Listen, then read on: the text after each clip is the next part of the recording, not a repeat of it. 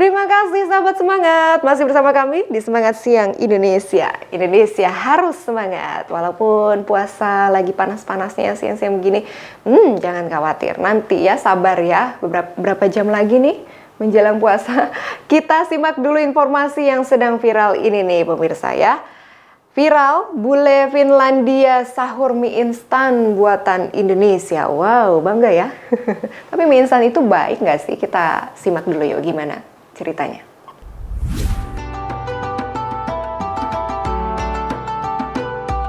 Sahabat semangat, sahur merupakan syarat untuk menjalankan puasa Ramadan. Namun kadang kita tidak sempat dan melewatkan waktu sahur. Padahal sahur merupakan sarana terbaik untuk menyiapkan asupan gizi yang nantinya diolah menjadi energi di dalam tubuh kita. Akhirnya tak jarang mie instan lah yang menjadi pilihan menu saat sahur. Seperti yang dilakukan bule Finlandia ini. Meski waktu puasa di sana bisa sekitar 20 jam, ia masih semangat sahur walaupun hanya dengan mie instan. Cimi in Finland adalah YouTuber Indonesia yang tinggal di Finlandia. Wanita bernama Cimi ini menikah dengan warga negara di Eropa. Cimi rajin mengunggah video kehidupan sehari-harinya di sana, tak terkecuali ketika Ramadan. Dalam keterangan videonya, Cimi menjelaskan Finlandia memiliki durasi waktu puasa terlama di dunia. Durasinya mencapai 18 hingga 22 jam, bahkan hingga 23 jam. Nah, pada 2 Mei 2020, ia menunjukkan seperti apa kegiatan sahur keluarganya. Mengawali video, terlihat ia menyimpan banyak merek mie instan Indonesia di lemarinya. Mulai dari mie goreng original, mie goreng pedas, sampai mie rebus aneka rasa. Pilihannya jatuh pada mie instan goreng. Ia merebus mie bersama sayuran beku, yaitu campuran kacang polong, jagung, dan paprika.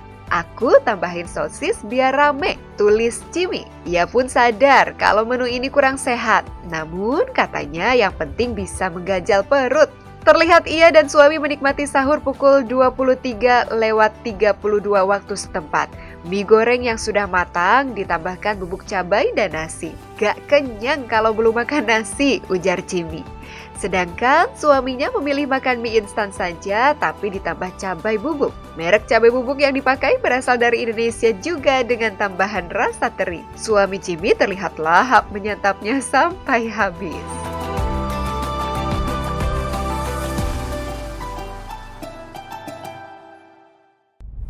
Wah, ini selera kita banget ya. Sama persis pilihannya, pasti mereknya itu dan pakai itu juga ya, pakai tambahan itu juga. Masih terhubung bersama kami nih ada Pak Ustadz Hidayatullah. Pak Ustadz, kalau kita lihat dalam video viral itu disebutkan bahwa mereka di Finlandia mengikuti jadwal imsak di Turki, kemudian ganti ke jadwal imsaknya di Mekah. Padahal mereka di Finlandia. Ini bagaimana Ustadz? Ini supaya jadi gambaran juga bagi sahabat semangat yang saat ini mungkin sedang di luar negeri. Ya, di beberapa negara memang ada yang siangnya itu begitu panjang. Bahkan saya baca di Finlandia ini, dia itu malamnya hanya 1 jam. Sedangkan siangnya 23 jam. Ada lagi di beberapa negara yang siangnya cuma 1 jam atau 2 jam, sedangkan malamnya begitu panjang. Nah, para ulama fikih telah membahas ini, diantaranya dalam kitab Fiqhus Sunnah itu disebutkan bahwa bagi kaum muslimin dan muslimat yang berada di negara-negara seperti itu, terutama yang malamnya hanya 55 menit, baru buka puasa, sholat maghrib, habis itu langsung sholat isya, habis itu sholat subuh. Jadi waktunya krodit seperti ini, maka para ulama mengatakan boleh bagi kaum muslimin yang berada di negara seperti ini untuk mengikuti imsakiyah jadwal puasa di negara tetangganya yang agak normal. Artinya siangnya itu nggak sampai 23 jam. Bisa jadi siangnya ada yang 16 jam seperti di Mesir gitu ya. Atau juga dia mengikuti negara di mana diturunkan pertama kali, yaitu Arabia, di Mekah dan di Madinah.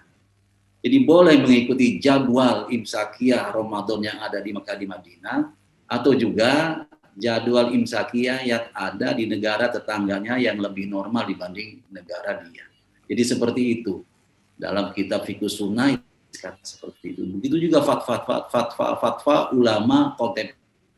Saya kira begitu, Mbak. Baik, jadi yang kita soroti adalah satu fikih puasanya itu dan juga adalah mie instannya ya dari video viral ini. Kita tanya sama Ibu Siti Asmaroh, ahli gizi Rumah Sakit Anisa Cikarang.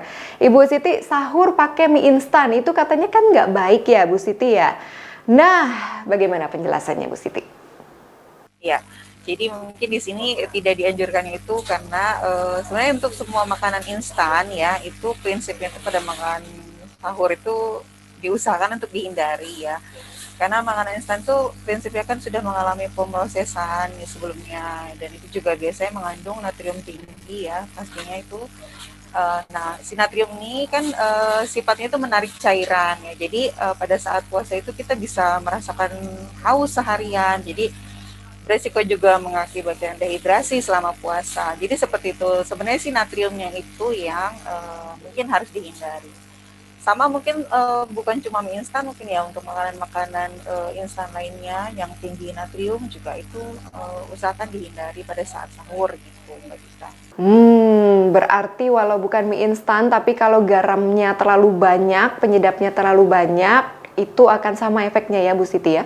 Ya, bisa sama. Misalnya Mbak Dita makan sahurnya dengan ikan asin, misalnya terlalu banyak, nah itu juga sama. Prinsipnya itu bisa menarik cairan si natriumnya tuh. Jadi cairan tubuh kita tuh ditarik sama si natrium. Jadi kitanya tuh bisa ngerasa kehausan dan yaitu resikonya dehidrasi selama berpuasa. Baiklah, kita berbicara soal sahurnya nih, Pak Ustadz. Apa sih keutamaan sahur dari sisi keagamaan atau dari sisi rohaniah? Rasulullah Shallallahu Alaihi Wasallam memberikan teladan bagi kita dalam beribadah.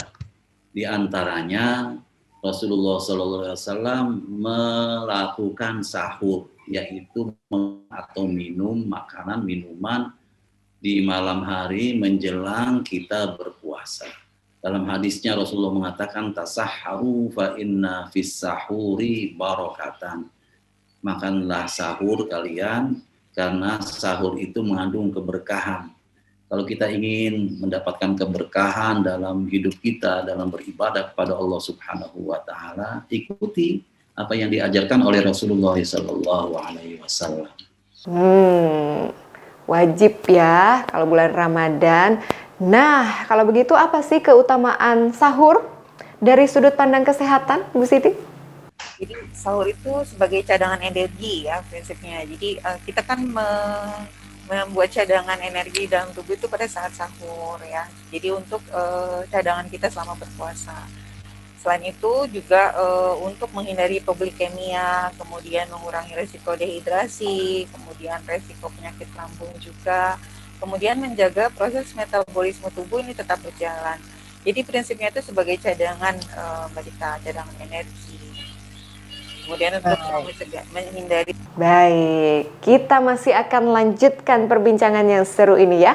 Usai jeda berikut ada dessert alpukat. Wah, aduh lagi panas-panas begini ya. Usai jeda berikut ya kita bahas ya. Tetaplah bersama kami di Semangat Siang Indonesia. Indonesia harus semangat.